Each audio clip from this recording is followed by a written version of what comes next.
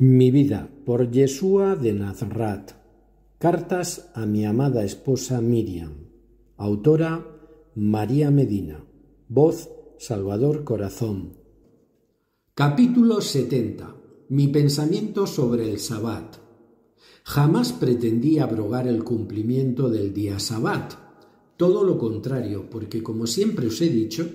vine a cumplir todas nuestras leyes. Vine a confirmarlas como la más grande instrucción que el Padre había dado a la humanidad desde el tiempo del profeta Moshe.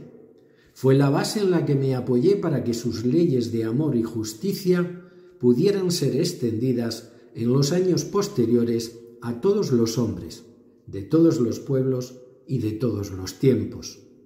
Y la observación de este día sagrado era la más importante para nuestro pueblo de Israel. Se han malinterpretado mis palabras, se han malinterpretado mis intenciones la mayoría de las veces en las que hablé sobre lo que estaba permitido hacer en Sabbat y sobre lo que no estaba permitido. Y se ha malinterpretado también lo que yo pensaba acerca de ese sagrado día. Lo cierto es que solamente yo exponía mi interpretación de la Torá en cuanto al cumplimiento de este mandamiento sagrado, ateniéndome exclusivamente a lo transmitido por Moshe, ateniéndome a lo implícito en el precepto, a lo escrito en las líneas de nuestro sagrado libro, a la enseñanza codificada que en aquel precepto dado por Dios a los hombres era lo único que debía respetarse y guardarse con exactitud. Sí, es cierto también que denuncié lo añadido, lo exagerado, lo retorcido, lo rebuscado, lo no necesario, las normas añadidas por los hombres que habían desvirtuado por completo el sentido de aquel día que el hombre debía dedicar al Padre, que debía dedicar a darle gracias por todo lo recibido, por tan inmenso regalo como era la vida, la posibilidad de habitar en un lugar, nuestra tierra, pleno de abundancia, de belleza y de una exuberancia y riqueza que no sólo había que apreciar y valorar en la medida de lo que se había ofrecido a los hombres, sino de cuidar de la magnificencia de todo lo que estaba al alcance de sus manos, de todo aquello de lo que Dios había encargado a sus primeros hijos que cuidaran y disfrutaran. Debían reunirse todos en las sinagogas, escuchar la lectura del Tanaj y los comentarios de los doctores de la ley, perpetuando así toda una inmensa y profunda enseñanza recibida del Padre, y como complemento al ordenado para este día, a la necesidad absoluta de descansar al menos durante un día a la semana, la obligatoriedad de dejar a un lado los trabajos cotidianos que ocupaban toda la atención y la dedicación de los hombres. Se añadía dedicar también esta atención al alimento de las almas, a la comunicación más cercana con el Padre, a la posibilidad de apreciar su creación con más intensidad y con más conciencia. Había que dedicar aquel día de descanso a celebrar la vida, a celebrar todos juntos, amigos y familias, aquel inconmensurable regalo recibido por su amor. Solamente este era el sentido del Sabbat, pero jamás llevado a las rigideces y a las tergiversaciones añadidas a lo largo de los siglos, desvirtuado su sencillez y apagando la luz que su observación hacía llegar a los hombres cada semana, dando paso al amor, a la tolerancia, al respeto y a todas las atribuciones de Dios que habitaban en el alma de cada hombre. Es cierto que había muchas interpretaciones en cuanto a la manera de observar el descanso el día Sabbat, unas más rígidas e inflexibles que otras, y yo siempre me dirigía a no seguir ni a unas ni a otras, sino a atenerme exclusivamente a lo indicado en la Torá, haciendo caso omiso de todo lo interpretado en uno u otro sentido. Por eso se produjeron tantos enfrentamientos y tantas diferencias de criterio con otros grupos fariseos, por la interpretación que ellos daban a este sagrado e ineludible mandamiento, porque muchos habían llegado a tal punto de complicación y de rigidez que habían llegado a desvirtuar por completo su sentido, llegando a hacer que este día fuese una anulación total de cualquier actividad realizada por el hombre, ya ni siquiera un trabajo, como sí estaba reflejado en la instrucción, sino a unos límites de actividades que habían llegado a convertir el Sabbat en una cárcel para el cuerpo y para el espíritu, prohibiendo cosas que en absoluto debían ser prohibidas. Y esta fue la razón por la que cada vez que yo realizaba una sanación, cosa muy frecuente en mí, en Sabbat, era atacado y acusado por los grupos de fariseos afines a la interpretación más dura de nuestra Torá, porque aquellas coincidencias de sanar a un enfermo en este día fueron totalmente intencionadas, provocadas para romper con aquellos absurdos e innecesarios preceptos. Como siempre ha sucedido en la humanidad,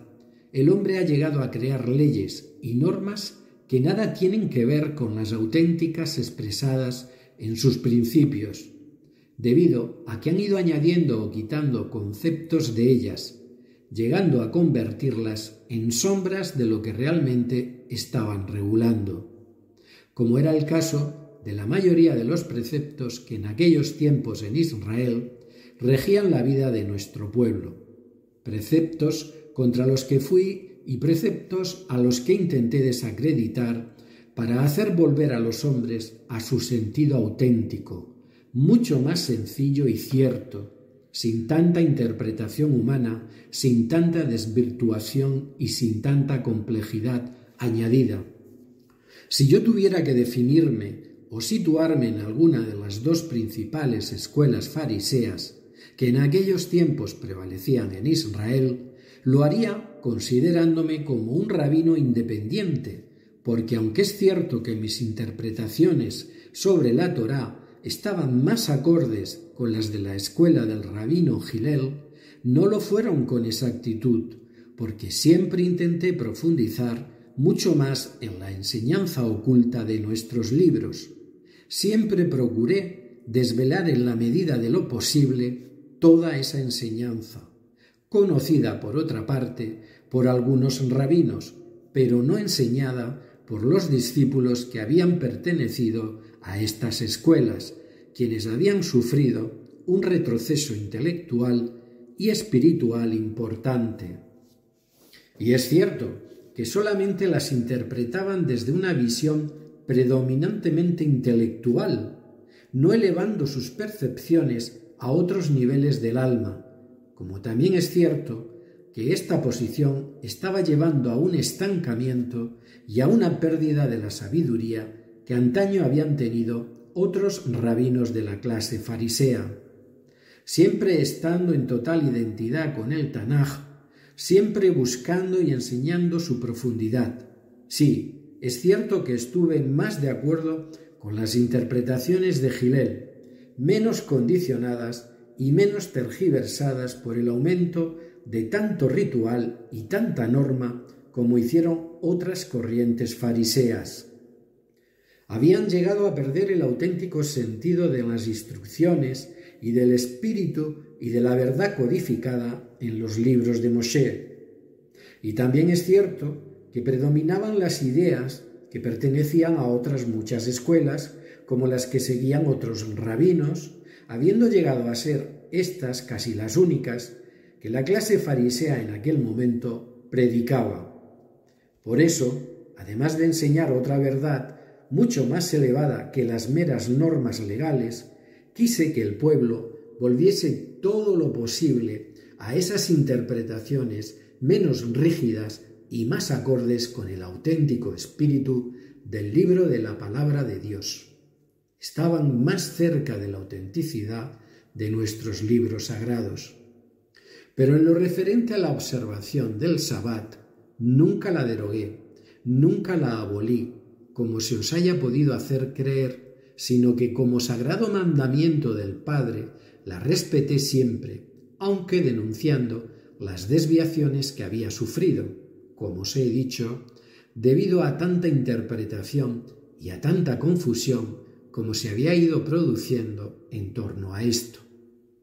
Es cierto que muchas de las cosas que os dije, que os recordé, estaban recogidas en la tradición oral de nuestras leyes, y siempre intenté llegar al fondo más profundo de nuestras leyes, apartando el grano de la paja. El pensamiento y la conciencia del Padre son mucho más sencillos, más definidos y más precisos de lo que la mano y las intenciones de los hombres habían llegado a hacer creer. Una de las acusaciones que estos grupos de fariseos me hacían cada vez que realizaba una curación en día Sabbat, la más frecuente, era la violación del precepto de no trabajar en este día, porque, como ya os he dicho, las mentes de estos hombres se habían cerrado, se habían obcecado en ciertos conceptos que estaban totalmente alejados de la verdad contenida en nuestro Tanaj. Había muchas excepciones o casos en los que efectuar una sanación, salvar una vida o realizar cualquier acto de ayuda hacia nuestro hermano estaban plenamente aceptados y contemplados en nuestras leyes, poniendo la vida del hombre por encima de la rigidez de no efectuar ningún trabajo, lo que nunca significó que el defender este concepto fuera una infracción de nuestra ley y mucho menos una intención por mi parte de su abolición. Simplemente se trataba de una u otra interpretación hecha por la mente de los hombres, que, como era lo normal en nuestro pueblo, se multiplicaban, existiendo casi tantas interpretaciones como rabinos. Sencillamente, cada vez que se producía una acusación contra mí de esta clase, yo les intentaba sacar de su error, siempre con la Torá en la mano. Les intentaba sacar de sus errores, demostrándoles que mis palabras procedían del Padre. Pero fue duro y difícil enderezar las mentes de todos aquellos hombres, porque estaban muy endurecidas y su poder se basaba exclusivamente en sus conceptos mentales, no en descubrir la verdad de las leyes de Moshe. Es cierto que mi interpretación de la Torá siempre fue mucho más elevada, más profunda de la que hacían en aquel tiempo muchos otros rabinos. Y es cierto que muchos se escandalizaron porque el paso de los siglos había convertido la verdad de la libertad del alma, de su cercanía al Padre, que estaba contenida en nuestras leyes, en un conjunto de normas y más normas demasiado pesadas, demasiado inútiles y demasiado complicadas para que el alma pudiera gozar de esta libertad para acceder a Dios y para comprender mejor su esencia y su amor. Este fue parte de mi trabajo, el acercar a los hombres a una ética firme y universal que la humanidad había olvidado y a la que debía regresar para poder continuar su marcha sobre la tierra en su camino hacia el Padre. Mandamientos que desde los principios de nuestro pueblo hebreo se resumían en dos: el amor a Dios y el amor a nuestros hermanos. Mandamientos de los que, como muchas veces recordé, pendían todos los demás mandamientos. A mí me importaba la ética, la moral y las atribuciones que el Padre había puesto en el alma de los hombres, no las absurdas normas de estos mismos hombres que habían llegado a desviar muchos de estos mandamientos de su auténtico sentido. Y como también enseñé en muchas ocasiones, los hombres tenían que dejar de dar tanta importancia a sus vestidos, a sus posiciones económicas, a su poder, a su apariencia social, para ser más auténticos, más sinceros, menos hipócritas y más profundos y más íntegros en sus corazones. Con todo mi amor,